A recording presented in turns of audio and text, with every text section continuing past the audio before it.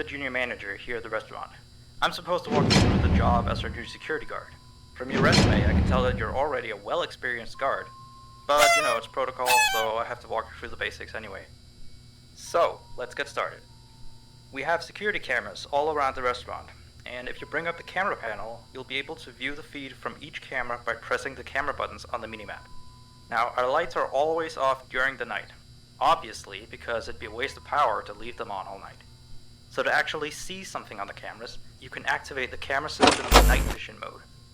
You activate night vision by clicking on the button of whatever camera you're currently viewing. So for example, say you want to see what's on camera 1. You bring up the camera panel, you click on the button that says Cam 01, and then to use night vision, you click on Cam 01 again. Once night vision is activated, you can click on any of the other cameras and view them with night vision as well. And you turn it off the same way you turn it on. Now, night vision takes more power than regular vision, so make sure you use it sparingly. Your first priority as a security guard here is to keep an eye on the animatronics. Those are really expensive machines, and we do not want them stolen. And you keep an eye on them through the cameras. We have quite a few animatronics here at Candy's. There's of course the cats Candy and Cindy, there's Chester the chimpanzee, there's the penguins, just lots I tell you. So, you also have 3 security doors in your office, each of which can be closed by pressing the door button by each door. These are here in case you're in some sort of danger, but personally I just use them to shut myself off from the world when I need a break. But don't let me be your role model on that one. You need to remember that closing these doors takes power, and the longer they're closed, the more power they drain. Now, I know that sounds kinda backwards, but you have to trust me on that one. I think it's something about the doors having an automatic fail-safe feature in case the power gets cut off, you know, so they open up if there's no more power. All I know for sure is that they do use more and more power the longer they're closed, so you don't want to keep them closed for too long at a time. Now, the reason I keep mentioning the power is because the restaurant uses a backup power generator at night, which only has a certain amount of juice in it. So anything from viewing the cameras to using the security doors takes power. You can see how much power you have left on the computer on the desk in front of you. Try not to run out of power. If you do though, you won't be stuck in the office since the doors will always open up anyway. Oh, and one last thing. The animatronics aren't completely turned off at night, so they might start walking around a bit. But just be careful not to let any of them into the office, cause we have stuff in there we don't want damaged or anything. Though don't bother with the ticket booth door, they won't attempt to get in through there. That should be all. You'll hear from me again on your next shift. Have a good night.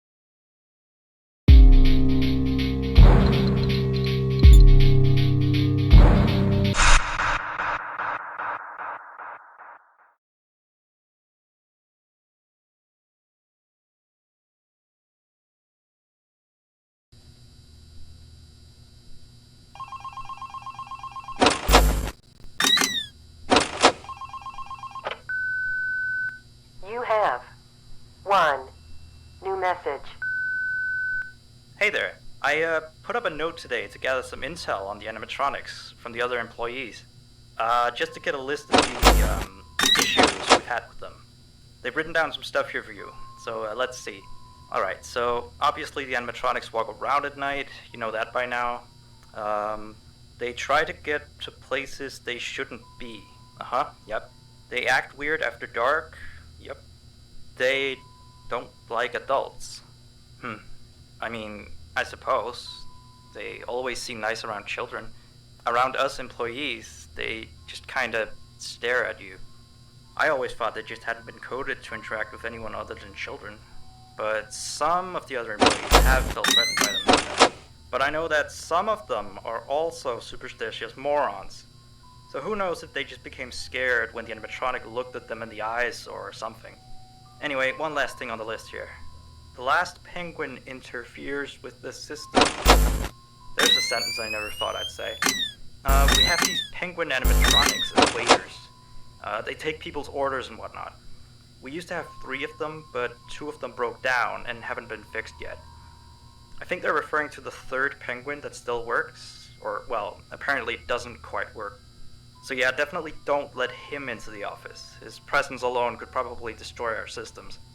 Well, that'll be it for now. I'll be sure to leave another message for your next shift.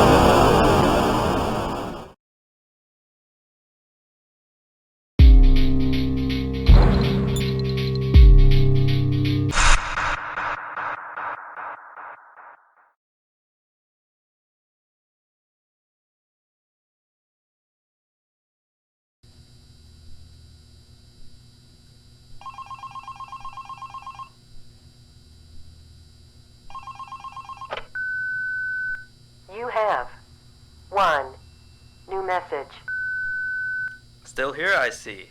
Awesome job these last 2 nights. You're already way better than our previous night guard. He didn't even stand 2 nights before he brought a wrench to his shift and tried to destroy one of our animatronics. The animatronic in question is the blanker, the one in the drawing room on camera 11, I think. Yeah, I'm surprised he still works. And despite the holes and the fact that his left arm and the back of his head is missing, the kids still really like him. Anyway, ever since that day, Blank's been acting almost more strange than the other animatronics. Like, among other things, he seems to have developed this fascination with getting into the office through the ticket booth. And I guess he can't see the glass or something. So yeah, keep an eye on him. If you see him heading for the ticket booth, just shut the door in his face, and then he'll find something else to do, I guess. Oh, and by the way, ever since that new Freddy Fazbear's Pizza closed last week, we've been getting more and more customers during the day. So next week, if you're up for it, we could use you on the day shift. Think it over. We'll talk later.